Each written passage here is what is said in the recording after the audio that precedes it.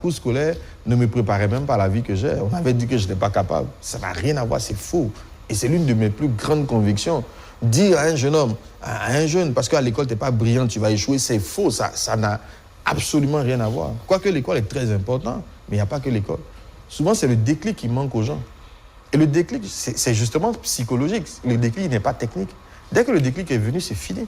Vous ne reconnaissez plus la personne. Et je suis sûr que dans ton parcours, tu as vu des gens qui étaient très moyens, peut-être à la limite du renvoi, mais après, on ne les a plus reconnus. Oui. Dès que le déclic est venu. Et pour moi, c'est cette quête-là que le parent doit chercher. Qu'est-ce qui est le stimulant de l'enfant? Je termine sur ceci. Vous savez, au début, on ne voulait pas associer des récompenses aux résultats des enfants. On se disait, non, ils doivent aller à l'école. Donc, ils doivent aller à l'école par eux-mêmes, pas parce qu'on leur promet quelque chose.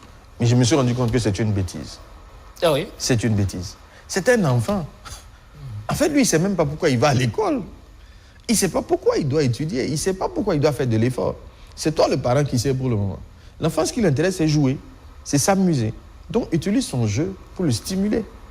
Lorsque tu lui offres une récompense, et d'ailleurs, c'est un sujet que je te dis en ce moment, lorsque tu lui offres une récompense, tu lui promets une récompense, ça va lui demander de fournir de l'énergie. Et quand tu tiens ta promesse, mais tu injectes de la dopamine dans son cerveau, il est encore plus heureux d'avoir atteint un objectif. Et il sait que quand tu vas lui faire une autre promesse, tu vas encore le tenir. Donc de promesse en promesse, tu es en train de le construire.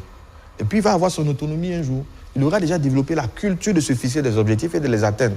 Il n'aura plus besoin de tes cadeaux. Mais au début, il faut lui donner des cadeaux. À mon avis, c'est une erreur que de ne pas associer à la performance des enfants des cadeaux. Même nous-mêmes devons avoir des cadeaux que nous nous offrons lorsque nous atteignons des objectifs. C'est même un des éléments de fonctionnement du cerveau. Il a besoin d'être récompensé lorsqu'il atteint un challenge, il réalise un challenge. Oui. On parle de travail